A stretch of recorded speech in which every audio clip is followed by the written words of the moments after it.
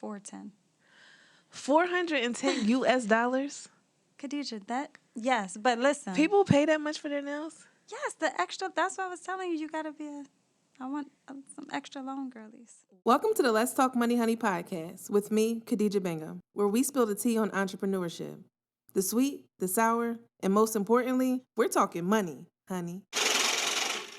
I am so excited for today's episode because I have my personal nail tech with me today. Yes. She is a mom, she is a boss, she is entrepreneur, and she's fabulous, and she keeps my nails lit. I get so many compliments all the time, and I am so excited to have you here. I am so excited to be here. Tell us about, who are you? What's your name? The Khadijahs. So if you've been tuned into the episode, if you've been tuned into the podcast, you know that I'm biased towards the name Khadijah, so I often have guests named Khadijah. The best name, right? Period. So introduce us to you, Khadijah. Tell us what you do, who you are. Oh, so, of course, my name is Khadijah. I like to always talk about that I'm a mom first. I am a nail tech, but also I own a private nail salon. I have been doing nails for 6.5 years now, but I've been running my business for almost 5 years now. Okay. Yes. So I found Khadijah during the pandemic. Yes. I was living in New York at the time. Yes. And I was home, though, in Philly, and I needed my nails done. And I used to get builder gel. And I DM'd her and was like, do you do builder gel? Nope. And she was like, no. I'm like, but I need my nails done. But I do it for you. Everything was shut down. Everything was shut down, and I loved that her salon was private. It was just me and her in there. So you felt safe, 'cause, like, not around people, not around strangers, hopefully not catching COVID, Absolutely. all of the things. Yep. And what I appreciated about you is that you said, I don't normally do builder gel. Let me get back to you. Did I? And in my mind, I think you were like researching to make sure it was something that you could actually do of quality. And then you got back to me and you're like, I don't typically do it, but I'd be happy to do it for you. And that was like my first introduction of just knowing that you cared about the work that you provided for people. Because sometimes people just take money. Like, you need to do, I'll figure it out, right? But you're like, hold up, give me a second. Yeah. See, I don't even remember all of that. Oh, well, thank now, but I do remember that we did meet during the pandemic. I do remember I did not do builder gel because I'm strictly I'm not strictly acrylic now, but I mastered acrylic. Okay. But yeah, that is interesting. I must have kind of been just starting out with you a little bit with builder gel. Yeah, I mean, you transitioned me over to acrylic. I did. It ain't last long. I'm going to transition you back now. Oh, really? It's time to go back? Yeah. Well, Khadijah, we start every episode with a sweet moment and a sour moment of entrepreneurship. Can you share with us a sweet moment that you've had in entrepreneurship, or what's sweet to you about entrepreneurship? Yeah, I can say what's sweet to me is... Well, for me, I would say I haven't reached my sweetest moment yet because my goals are high. But I could say right now what's sweet about entrepreneurship is being able to have my children with me while I work, being able to create my own schedule, being able to, take trips when I want to take trips and not really being, confined to a certain schedule under somebody else and having to, ask questions per se. So I would say right now is, although I'm really disciplined in my business, I think is being able to have freedom as well. I love that you said discipline because I think some people don't realize the discipline that it takes to be an entrepreneur. And while you have the freedom, if you are choosing to sleep in until 12 o'clock every day, you're not going to get to where it is that you want to go, right? Like you have to have you have freedom, but you have to do it within parameters too.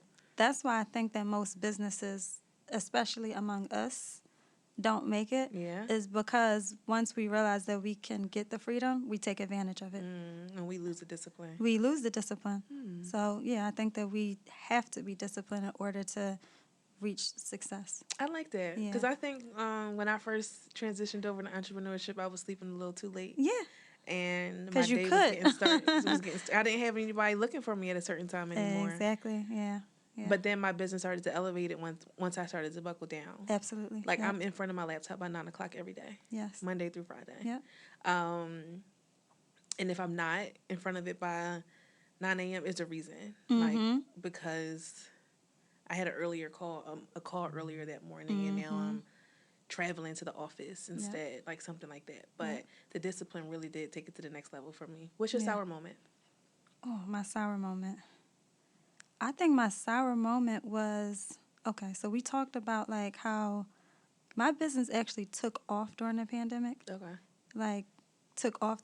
And I think when things take off too fast, it can be sour because you're not prepared for it. So I did not expect a bunch of people to be booking me because I was advertising myself to be very clean, to have great customer service skills, really trying to please everybody, being booked and not having support, that I lost myself. Yeah, I was very depressed. I was losing hair. I was having back pain. I remember I was working so much, Khadijah. I don't know if any nail techs can relate, but my thumbs would actually pop out of place. What does that mean? Like, it would literally pop out because I was filing all day, all night. Wow. Yeah, like my body was in a lot of pain. So I would say that during that time, my business did great, but me personally, it wasn't good for me. Yeah. But what keeps you going? My children. And is it your children that keeps you in entrepreneurship? Yeah, they keep me in entrepreneurship because I believe in, first of all, I do love what I do. I think if I didn't love what I did, I probably would have quit a long time ago. But I want to set a good example for them, and I want to build something where I can pass it along to them. What if they don't want to do nails? They don't have to want to do it, but they can run it. Okay. Yeah. Okay. They're going to have something. Yeah. Yeah. They leaving with something. I love that. All right. So we're going to get into our money moment. Money. Okay. Let's talk money, honey. Okay. Let's get into the numbers. Let's give the people the tea that they really want to know. Okay. Is entrepreneurship really what people saying it is? And I think money is an indicator for some people. Yeah. So let's get into a little bit. I'm going to ask you rapid fire questions. Okay. I think I got 7 or 8 for you. I should be nervous? No. Okay. You shouldn't be nervous. Okay. You trust me? Of course. Oh, yeah, I had to think about it, but damn. No. Of course I do. All right, Khadijah. Okay. What's the most amount of money you've earned in a day as a nail tech? Okay, in a day. I want to say like $1,000. In one day? In one day. That was the most. Wrong profession. No, you're not. But that's very rare. Yeah. Yeah. What's the most amount you've earned from a single client on one service? Like, what's the most expensive set you've done? Okay, it was an extra long set. Blinged out art. $410. $410 US?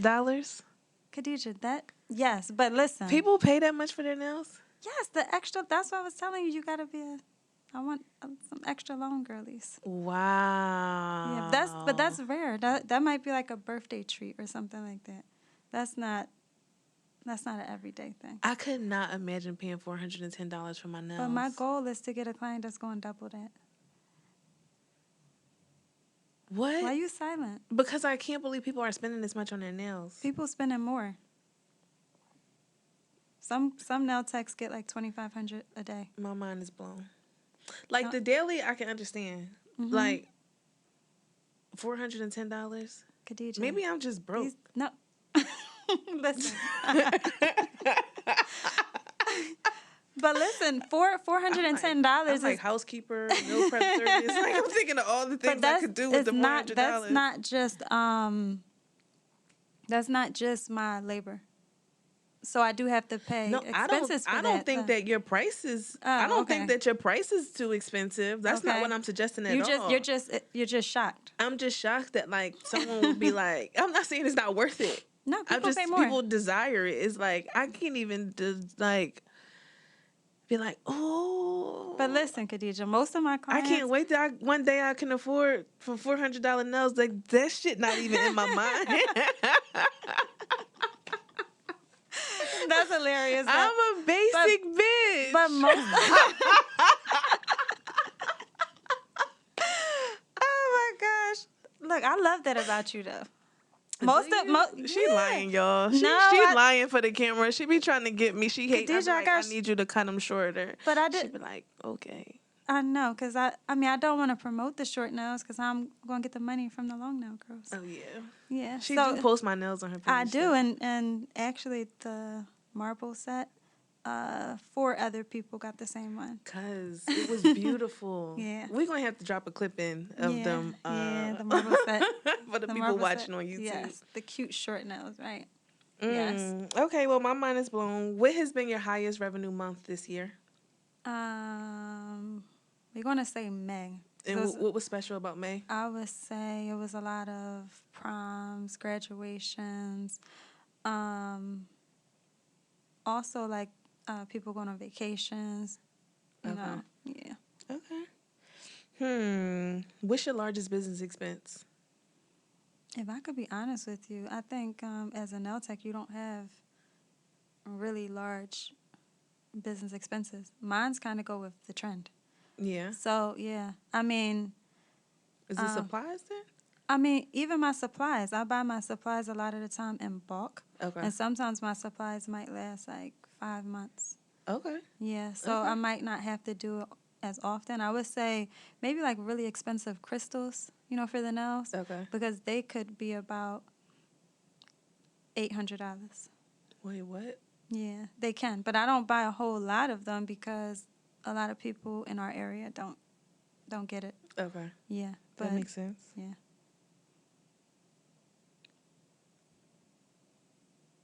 Do you know on average how much it costs to run your business each month? Well, I would say that also depends with the season. Okay. So sometimes, now we're just talking about like supply-wise, right? Yeah. So supply-wise, I would say depending on the demand of the season, like if it's a slow versus busy season, maybe anywhere from 200 to 800. Oh, wow. Yeah. Now, that's like if I'm doing crystals, then we're going to double it. Yeah. Yeah. But it's not crazy. Oh, wow. So it's like because you already got all the expensive pieces. Like I already have the chair. I already have my drill gun. The desk. I already have the desk. I already have the lights. Just my drill gun by itself was like $275. And the drill gun is when you like filing the nails. Okay. Or maybe like $300 for that. The light might have been like $350. The UV light that you put your hands in. Okay. The chair might have been. Oh, I got my chair as a good deal. Really? How much you pay for it? So I didn't pay for it by itself. When I was in nail school, I was told that the chair was going to cost a minimum $2,500. Oh, wow. I was blessed because I happened to be shopping around, and I got my pedicure chair, my nail desk, my 2 chairs, like the one for me to sit at the pedicure chair and the one for me to sit at the station, as well as the chair for clients for all under $1,700. Really? Yeah. Yeah, it was a blessing. Oh, wow. And the chair by itself should have been $2,500. That's nuts. Yeah. So it seems like on a monthly basis, running your business isn't that expensive, but it took a large investment, like startup wise. Yeah. So having to invest in these really good tools require some money for you. Yeah. Where'd you get that money from? I already had money saved, and it wasn't a whole lot, Khadijah. Okay. Everything that I would say for, mind you, I did try to do a few other businesses. None of them was successful. Okay. This was the first business that I really prayed on. And I felt like once I prayed on it and I just asked God to lead me the right way, everything started to fall into place for me. Why didn't you pray on the other ones? Because I was young and I really didn't care. I just knew I wanted to be an entrepreneur. And I kind of was just chasing the title versus like finding something that made me happy. So I didn't really care what I did. I just wanted to do it. But this one, I had a daughter that was just born, and I wanted to find something and not like bounce around. And I was bouncing around a lot. So I really sat down, prayed, and I wanted to get my life together. When I did that, everything started to fall in place. Like I got the chair and the desk for a really good price. All of my nail polishes that I still have right now. I think I got like a 200-piece set for like, the lady gave me such a great deal. I would say like $300 or something like that. Okay. But that is rare. Like it was a really large amount, like my glitters, all of my colors that I needed, everything. So on average, what it would really take somebody else to start the nail business, it didn't take me that. Oh, wow. Yeah. All of mine was really like, I would say, by God, honestly. Listen. Yeah. He gonna make a way. He made a way for me. Yeah. Yeah. I'm so bad with rapid fire. I'll be asking all these follow-up questions. What's the largest tip you received? Probably $80. Really? Yeah, I think $80. Was it on the $410 set?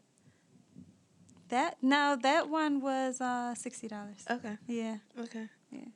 And I remember that. The last one I'll ask.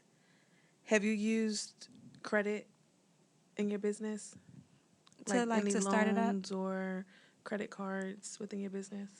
At some point, to start it up, no. Okay. I didn't use it. But to like maintain it, when it might have had its low seasons, yeah, just a little, yeah. Okay. Yeah. What credit card company? Well, I didn't use a credit card. I got a loan from my bank. Oh, okay. Mm-hmm. What was that process like? Was it hard or easy? It was. Do you remember what they asked for?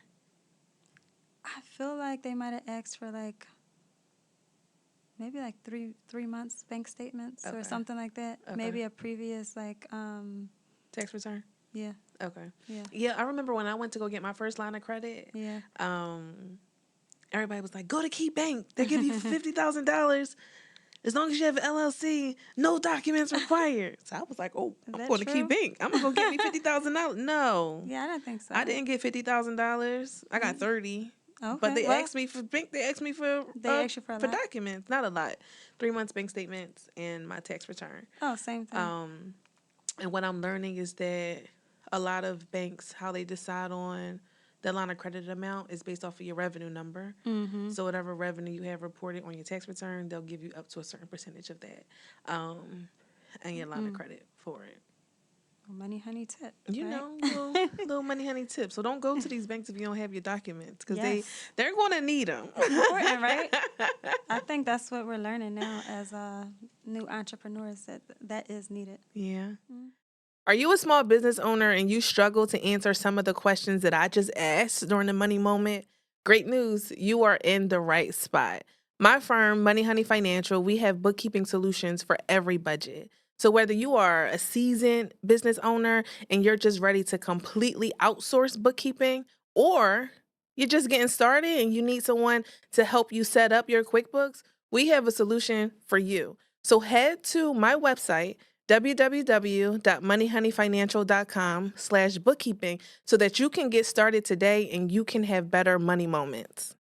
So tell me, you said that you have been doing nails for 6 years. Mm-hmm. And you've been in your space for 5? 4.5. 4.5. Mm-hmm. So where were you before? I was practicing. I was going to people's homes. At one point in time, I was working in our store. We have a clothing store. Little plug. I was working in our clothing store, and I literally put like my nail desk in the corner, and all of the clothes was all around us. And I would have people, I would have people just come. Did you ever work in anybody else's salon? No. Nobody wanted me. What do you mean? I would say when I was in nail school, right? Mm-hmm. I told them like I want to, have my own private salon, this and that. And my teacher definitely told me, nobody finishes nail school and starts off with their own anything. Mm. You're going to have to go work for somebody. You're probably going to get $50 a day, but it's going to be to help you build skills. So I reached out to a lot of salons within my area, probably about 5 or 6 of them, a lot of them that I spent money with, and they all denied me. I even asked to work for free. They all denied me. So I kind of was forced to learn on my own. Were they Asian businesses? They were. All of them? All of them. Yep. There were no black salons that you tried? At that time, I didn't see any. Now I'm seeing more, like actual black salons. I saw a lot of private, like black nail techs, like one-on-one. I wanted to learn in the beginning. I wanted to learn in a salon environment because it's more of like a fast-paced environment, and I feel like you can learn. I thought at that time you could learn faster that way. I think different now, but I was aiming to learn because I'm like, they've been probably doing it for like 20, 30, 40 years. Right. You know, so let's see what they know and try to learn it as quick as possible so that I can start on my own. But yeah, they didn't want me. So you was like... I said I'll work for free. I'll volunteer my time. And they said, we don't need you. So you said, F it. I'm going to go do it myself. Absolutely. What was challenging about that? Everything, because I was making so many mistakes. Like what? Like making mistakes, like... Yes. Actual nail application? Yes. The nails was horrible. Was you charging people to do their nails poorly? Let me tell you. Great question. Let me tell you this. While a lot of my clients that I did nails horribly on are still some of my clients today, is because I didn't charge. Okay. So if I knew I did a bad job, I was that annoying nail tech that would actually text you and say, like, hey, like, how do you feel about your nails? Do you think you can come back in 2 to 3 days? Because I've been thinking about it, and I would like to do some things differently. Even at the end of the appointment, I would just say, I'm not 100% satisfied, so, this appointment is on me. And people love that. They also hated their nails sometimes, but but I did better. I did better. I came back, I fixed it, and my clients allowed me to grow. I had one client in particular, who she was with me from the very beginning when I was charging like $25, and I remember I started to get better, and she said, I don't think you should charge $25 anymore. You was charging $25 for like a full set? Full set refills, whatever. It was just like a base price It just was like to get people $25 store. Yeah, just to get people to sit in. Yes, Khadijah. Just to get people to sit in a chair for me to get experience. Not only experience with nails, but honestly experience, like, I was intimidated by like being one-on-one with people. So I really like to fill out the business as a whole. Like, just to figure out, is this what I want to do? And I kind of figured that out. I don't think you can keep practicing on family and friends. You got to meet other people. So, yeah, I was doing a lot of things, like, very cheap. And I did. I had a client who told me, like, you're getting better. You need to charge more. And then, is that when you started to charge more? I actually did. Okay. Yeah, I started to charge more. I probably went from $25 to $40, and that still was nothing. Yeah, thinking back on it, that was crazy. Because I would sit down, I would do nails for like 4 hours. Yeah, but, like, I'm so happy that you're sharing this because I think people just feel like out the gate they should be charging these high prices because another nail tech can. Yeah. And it's like, no, you got to work your way up to that. And the price has to match the skill for as well. sure. And I knew that the price had to match the skill in the beginning. Like, for me, I would practice on myself first. I would see how all the drills, felt on me. I would see how the application looked on me. And that's how I knew I was getting better and what price point I was ready for. But I would look at people else and I would say, girl, that's horrible. Like, let me take it off.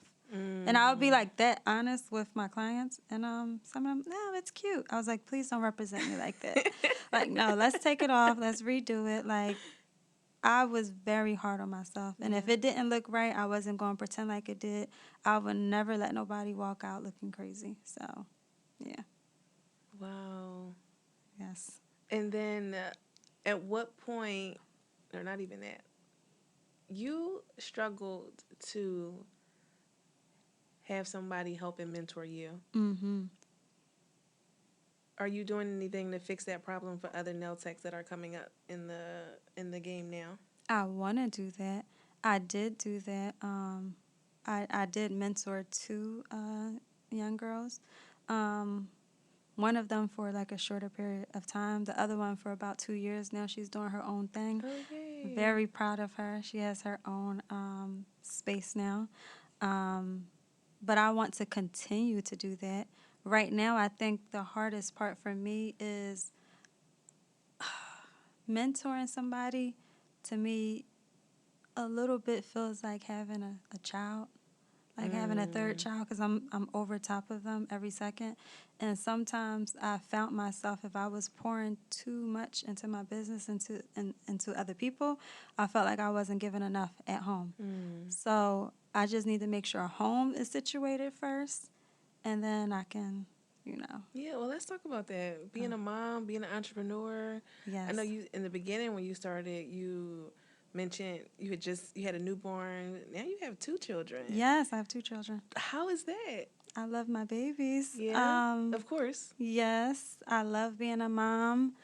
I love being a mompreneur. But it's hard. What's hard about it? For me, it is hard to balance. Like right now, I play every role in my business. And I think when you work another job and it's like a 9 to 5, I feel like entrepreneurship for me is a 24/7 job. So it's kind of hard to balance, and to I'm trying to make sure I have that quality time with my children. So now I'm creating boundaries. What kind of boundaries are you setting? Like committing to taking certain days off. Before I would work every single day of the week. Like 7 days a week? Yeah. Maybe sometimes I might work like 14 days, 15 days straight. Without taking a day off? Without taking a day off, with my baby right with me by my side. And it wasn't good for me. So now, even if I have to take 1-2 days off, my daughter says she want to do swim lessons. We set aside time within my day. So I'll take a 1 or 2 hour break during the day, take her to swim lessons, and come back to work. So, yeah, I'm trying to balance it. And I think that's the hardest part is just finding the right balance, like making sure your business don't fail. And then when you're taking care of your business, making sure that you're doing good, as a mom at the same time. Yeah. I love that. What do you feel like your children are learning from you by watching you run your own business? I really think when they look at me, they're looking at hard work. And they're seeing, I would hope, they're seeing that their mother, despite all the obstacles, because my daughter see me cry sometimes, she sees that her mom doesn't quit. So I will hope that I instill with her that when times get tough, don't quit. Keep going, and it gets better. Yeah. I love that. Has she expressed wanting to do nails or anything like that? I mean, she be trying to do yours? Or? She did at one point in time. My daughter is, well, both of them are they like to dance and sing, and they want to be, well, I don't know what the baby want to do, but 7-year-old, she wants to be a YouTuber. She wanted to learn nails a little bit. I'm still going to teach it to her, even if she don't want to learn it. And if she want to use it, she can use it. But if she don't, at least she still has a skill. Yeah. I know people watching probably like a 7-year-old. You got a 7-year-old? I do have a 7-year-old. I look good, right? You look good, girl. Yes. You mentioned earlier that you don't feel like you've reached your sweetest moment in entrepreneurship. What are you working towards? I want to really focus on teaching, especially teaching people of color, girls of color. I want to open a full-service salon. What does that mean? I want to do, of course, have nails, but I wanted to have, eyelashes, waxing, possibly even, I was even thinking about like facials. Okay. Yeah, I think I thought about a few other things. I'm not going to say it on camera because it is unique. Okay. But I have some things envisioned in my mind that I think it would be a really nice vibe. Okay. Yeah. Oh, yeah. Can I know about it off camera? Yes. Okay, can't wait. Let's wrap this up.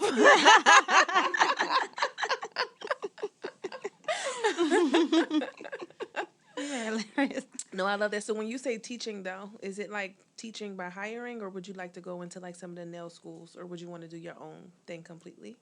I would want to do my own thing completely. Okay. Yeah, I would want to have the freedom to do my own thing completely, and also to have whoever it is like up under me and like just soaking everything in. Yeah. And yeah, I mean, teaching in the nail schools is okay, but I per se would say when I went to nail school, I researched it first, and I learned that in nail school you don't learn skill, you learn knowledge. Okay. Okay, so when you go to nail school, you learn about all the, the anatomy of the nails and all of that stuff. They do teach you a little bit of skill, but if you didn't practice skill before you go to nail school, you're gonna feel like it was a waste of money. Were you doing nails before you went to nail Yeah, school? I did. I did nails before I went to nail school. You was charging people? Mm-mm. Oh, okay. So you was just really practicing? I was practicing, yeah. Okay. Now people were tipping me, Okay. but I wasn't charging. Okay. No. But yeah, I practiced for a while before I went to nail school. I still wasn't good. Even when I finished nail school, I wasn't that great. Yeah. No, I didn't get good until maybe 2 years. It took you 2 years to feel like you were like. It took me 2 years to feel like I was okay. Not How even good. How you feel about your skills now? I'm gonna give you a really honest answer. My goals is just so high. So I will look at things, and I do know I do good work. I do know my work is very clean, but I always find room for like critiquing myself and just trying to get better. So I do know that I do great nails, but I know that I wanted to get even better. Yeah. Yeah. What's like a dream client? Who is my dream client? I can't tell you my dream client because I would offend somebody. Oh my God! You're not gonna say like Donald Trump? No. That's the only thing that's offensive. No. I would say like my dream client is my dream client because she's like really well known and very famous, but her nails is horrible all the time. Oh my God! She makes too much money to have such bad nails, and You're I'm not gonna weird. tell us? No, because that's what if I get her? Another off-camera secret. No, it's not. Listen, I look at people nails, celebrity nails, and I'll screenshot it and I'll zoom all the way in. And I've zoomed in about 10 to 12 times, and it was bad every time. So On this same person? Yes. Yes. And I'm like, you got too much money for that. I'm trying to think if I know because No, you're not going to know. No, but I will you say, showed me some nails before. Remember that post you made and was like, "Can somebody tag such and such? I would love to do their nails." Maybe. Yeah. Yeah. Because you zoomed in and you were like, "I can tell that those are press-ons." Oh, I said that. This wasn't even just chair. This was on Instagram. But I honestly, Khadijah, I don't really have a dream client. I do feel like I am debating if I want to get into like celebrity nails. Okay. Not necessarily a dream client, but I feel like you could do less clients a day and make more money. Yeah. So and then you have more time to spend. Yes. So super mom. Yeah. So not necessarily a dream client, but I feel like whoever I keep saying God, but whoever God attracts to me, and if the situation works, that's what I would want to do. So it's not necessarily like one person. I'm willing to. Well, I would love to work with whomever, but I just want it to be the right match because I have heard some horror stories about, being a celebrity nail tech. Really? Yeah. Yeah, it's hard. This conversation has been so insightful for me. I thought that like I wouldn't be surprised by anything that we talk about because we talk so much during all of our sessions. But I still learned so much. So thank you so much for being open and honest and transparent and vulnerable. I know it's not easy, especially when there's multiple camera angles. Yes. And bright lights. Everywhere. But as we wrap up, if you could share any parting advice with anyone who is thinking about becoming a nail tech, what would you leave them with? I think that the advice would be stop worrying about what other people are doing. Stop worrying about how booked they are, how much money they're making. I feel like when you're looking and seeing, what's going on the side of you, behind you, you're not focused on, what's right in front of you. We're too busy focused on other people's pockets, which 9 times out of 10, they might be lying. Yeah, we're focused on their highlight reels. Yeah. Right? Like, yeah. People are only going to show you the best. They're not going to talk to you about all of the struggles. So if you feel like, I'm not booked right now, I'm not getting clients, I'm not making money, everybody has been through that.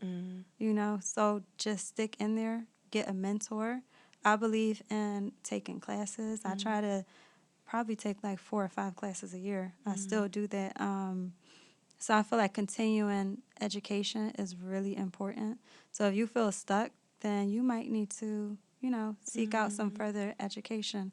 But really, my advice would be to stop worrying about other people and just focus on yourself and focus on your goals, because that's how you lose, Yeah.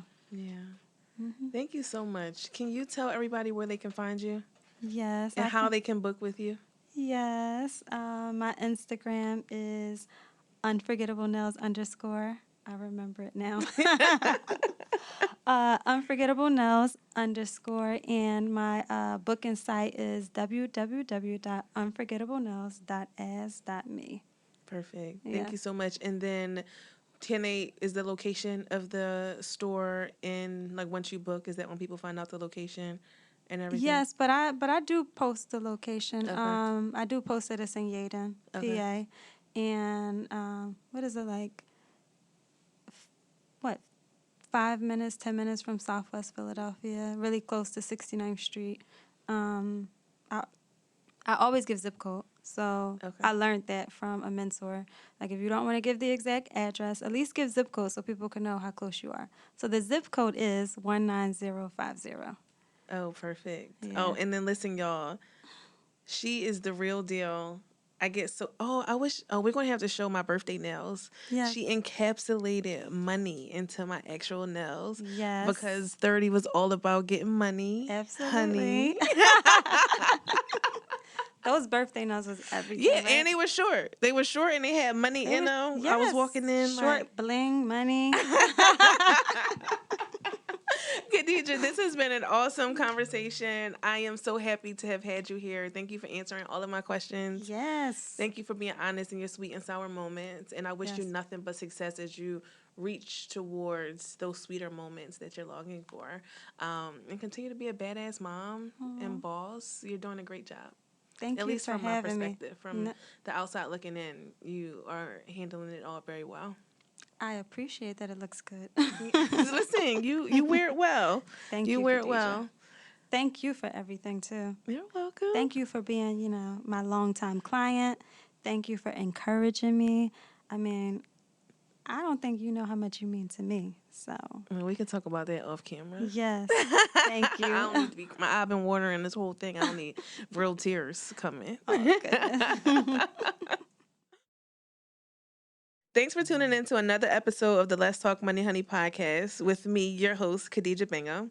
I hope you found today's conversation with Khadijah, with the H at the end of her name, very insightful. Entrepreneurship isn't easy, but it's in these real experiences and raw moments that true growth happens. If you've enjoyed this episode, don't forget to subscribe, leave a review, and share it with your fellow hustlers and bosses. And if you're not already, make sure you follow us on Instagram. The link to our Instagram is in the show notes. And for all additional resources that Money Honey offers can be found in the show notes as well. Until next time, keep hustling, keep thriving, and keep making money, honey.